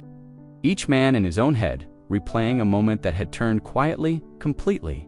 Finally, the middle one ran a hand over the back of his neck. "Let's fuel up and go." They all nodded. Not one of them looked back down the road again. They didn't need to. The sun hadn't fully risen when the youngest biker pulled in alone the next morning. The station looked exactly the same uneven parking lines, the same cracked pavement, the same quiet hum of a distant highway. But it felt different now, the way places feel after something unusual passes through, like the air has kept the memory longer than the people did. He pulled up slow, killed the engine, and sat still for a moment with his hands resting on the handlebars. No music, no bravado, just the steady tick of cooling metal and a thought that hadn't let go all night. He hadn't told the others he was coming back. It wasn't their business. This wasn't about them anymore. The mechanic was already there, sliding the garage door open with the same routine pace. He didn't look surprised to see the young man dismount and walk over, just nodded once as if this had been expected. The biker stood there for a second, thumb hooked into the edge of his belt loop, head lowered. Then he asked the question that had kept him restless. Who was she? The mechanic paused mid-fold of a grease rag, then gave a small shrug. Don't know. He didn't say it with sarcasm or evasion, just a flat, honest answer. He looked up from his hands, didn't ask, didn't need to. The younger man looked down at the ground, disappointed but not surprised. Maybe he had hoped for some dramatic backstory, a name he could look up, a headline from some forgotten war zone. Instead, all he got was a shrug. But then the mechanic reached behind the tool bench, opened a shallow drawer, and pulled something out. She left this behind. He held it out in his open palm. A spent flare cap, bright red plastic, worn around the edges, clearly government tissue, to clear LG or to call for extraction under pressure. The biker took it slowly, it in his fingers. It was light, almost too light to matter. But it did. It said more than any badge could have. You didn't carry something like that unless you'd used it, unless you'd been in situations where it meant the difference between being found and being forgotten. She'd drop it, he asked quietly. The mechanic shook his head. No, she placed it on the counter right before she left. He didn't offer any theory, didn't interpret the gesture. He didn't need to. It was enough that she had left something behind at all. The biker turned the cap over in his hand again, like he was trying to read a message in it. There wasn't one. No name, no unit, no explanation, just a remnant of something real. The mechanic stepped back inside, leaving him alone with it. He walked slowly to the vending machine, the same one where they had stood yesterday, cracking jokes, leaning like they owned the place. Now, it felt like a different country. He placed the cap gently on top of the machine, then stepped back. He wasn't sure why he did that. Maybe it felt like the right place. Maybe it wasn't meant to go in his pocket. He stood for another minute, hands by his sides, watching the sunlight stretch across the lot. There was no soundtrack to this part, no dramatic cue, just the quiet hum of early morning and the long, slow burn of understanding. Then he turned, walked back to his bike, and rode off without a word. The cap stayed where it was. They never saw her again, not once. Not a glimpse on the road, not a rumor in town, not even a name to look up. She left like she arrived, without warning, without fanfare, without explanation. Just a low hum of an engine fading into the desert, heat, and a silence that held more weight than any confrontation ever could. But the story remained. It started small, passed quietly from the gas station mechanic to a fuel truck driver who heard just enough to ask questions. Then it traveled, slow and steady, to other riders' bikers who passed through that same stretch of highway and made their usual stop at the pumps beneath the rusted canopy. Someone would lean on their handlebars, crack open a bottle of water, and gesture toward the vending machine. You ever hear about the woman in uniform? They'd say, at first, the details were simple. She pulled up alone, didn't say much. Bikers laughed. Bikers stopped laughing. That was the version most people heard first. But with time, the pieces grew clearer, not exaggerated but sharpened down by repetition into something almost reverent. They said she walked with a precision that didn't come from training, alone but from memory, that her boots made no extra noise on the concrete, that her uniform had no name tag, and that the patch on her shoulder wasn't issued to just anyone. Some remembered the moment when one of the bikers dropped his drink without realizing. Others swore she never raised her voice, not once.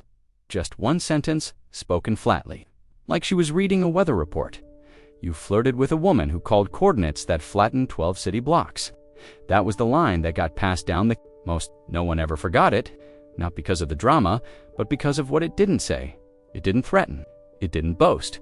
It simply revealed, quietly, indisputably, the kind of sentence that rewrites the room the moment it's spoken. Years passed. Bikers who hadn't even been there would recite the story like they had, drawing maps in the air with their fingers, describing her aviators, her gloves, the way she didn't react to anything until she was ready to leave. Some said she left behind a flare cap. Others said she never left anything at all.